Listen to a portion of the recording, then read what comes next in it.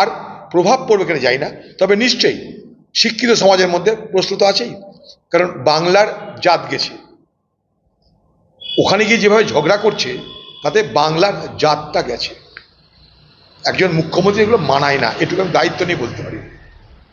একজন মুখ্যমন্ত্রী এগুলো মানায় না। আপনি নিশ্চয়ই একদিন স্ট্রিট ফাইটার ছিলেন, সেটা ঠিক আছে, আপনি নিজেও বলেছেন যে একদিন আমি বিপক্ষে কথা বলতাম, এখন আমি পক্ষে কথা বলি, সব ঠিক আছে।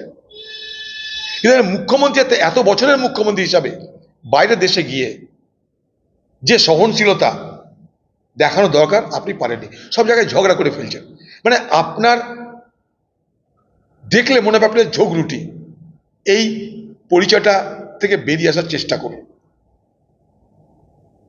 আপনি মোকা দিলে প্রশ্ন করবে, আপনি মোকা দিয়েছেন, প্রশ্ন করেছে, যত উত্তর দেবেন তত প্রশ্ন করবে। কারণ যারা প্রশ্ন তারা জানে আপনার কাছে জবাব নাই। একটু পরে আপনি বিগড়ে যাবেন, একটু পরে আপনি ঝগড়া করতে আরম্ভ করে দেবেন। তাতে কি হচ্ছে, সারা দেশ জুড়ে সমস্ত চ্যানেলে আপনার এই হরে করে কম্বা দেখাচ্ছে, আমাদের খারাপ লাগছে। আপনারা, আপনি বাংলার মুখ্যমন্ত্রী দিদি, আপনার মনে আমাদের সকলের অপমান। আপনি বাংলার মুখ্যমন্ত্রী, আপনি তৃণমূলের মুখ্যমন্ত্রী শুধু নয়, আপনি রাজ্যের মুখ্যমন্ত্রী, ভুলে যাবেন না এটা।